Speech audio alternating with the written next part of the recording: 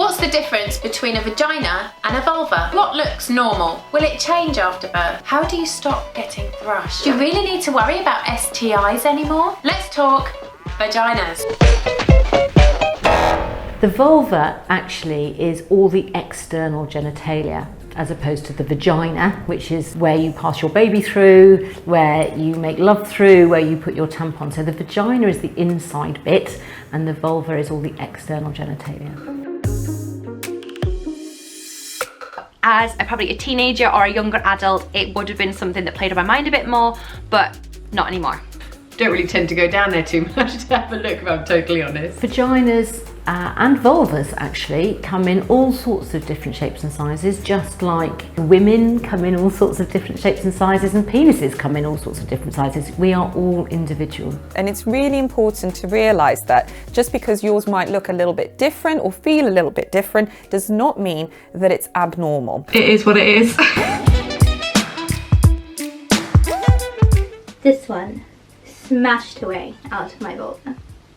I had an episiotomy, and then when that didn't work, I had a second episiotomy. So there could be a change in the shape of your vagina and in the size of your vagina. It's quite normal that it becomes a little bit more stretchier because after all, it's had to deliver a baby through it. It hasn't changed dramatically. With my first daughter, I tore and things obviously healed a bit differently, but with my second, it was a much easier labour and there was no tearing, so everything kind of sprung back a bit better. It knocked my confidence more than I can ever begin to explain. So I ended up having a perineal and rear wall vagina repair. It was open all the way back to my rectum. So it was less about what it looked like and more about how it felt. Did my vagina change after giving birth?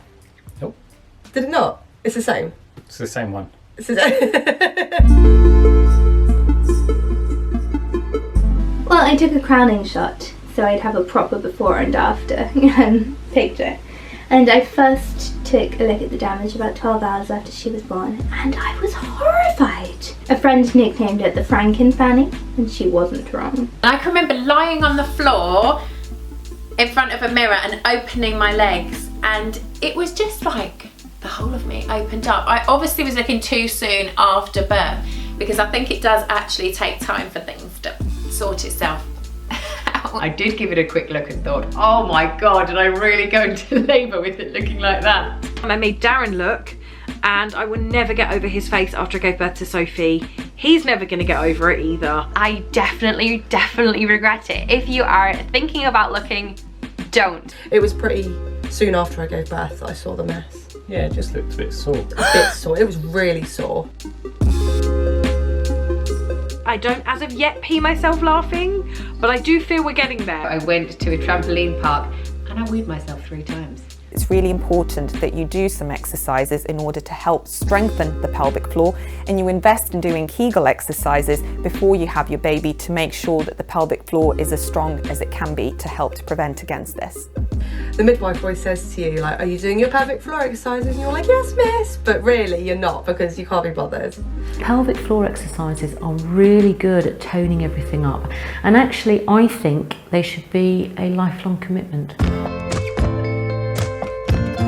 STIs include chlamydia, gonorrhea, syphilis, trichomoniasis, genital herpes, genital warts, pubic lice, and scabies. If you have unprotected sex with someone, in terms of transmission of STIs, you are having sex with everybody they've ever had sex with. Symptoms or signs that you might be having an STI include any unusual pain, in particular when you're going to the toilet to wee, abnormal or unusual growths that you haven't seen before, changes in colour, redness in particular around your vaginal or vulval area, abnormal discharge that can smell a bit funny or is different to what you're used to experiencing. Also any blisters or sores that could also affect your anus as well as the vulva are really important to notice and report.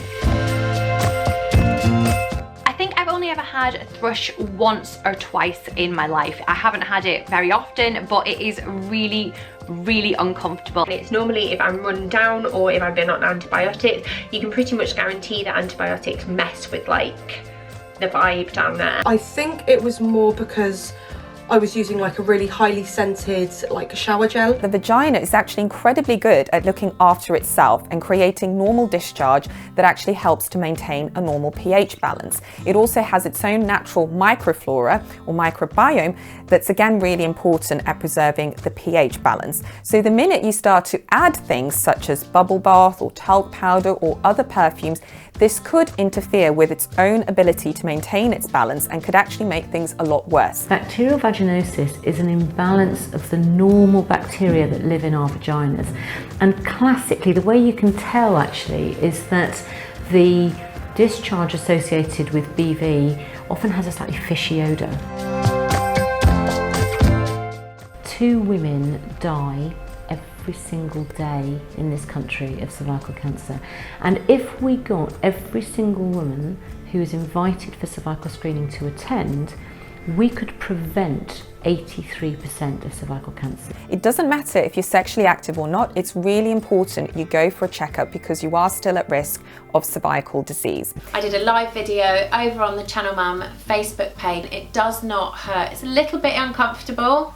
And nobody likes going to have it done. Of course we don't. I feel uncomfortable every time I've been, but do you know what? Could just save your life. It's more relaxing than sitting in the office, and it's definitely more relaxing than being at home with the toddlers. I see so many women have hang-ups about whether they've had a wax or whether they've adequately prepared the whole pubic area. It honestly doesn't matter. We see so many vaginas throughout the course of the day that yours is not going to stand out. So don't let that put you off. Whatever it is that's causing you concern or that's looking different to what you're used to, please make sure that you do go and you'll see your GP to examine you and to give you further advice on whether you need any treatment or not. Our vulvas are as different as our faces. After decades of experience in general practice and women's health, I don't think I've ever seen 2 identical vulvas.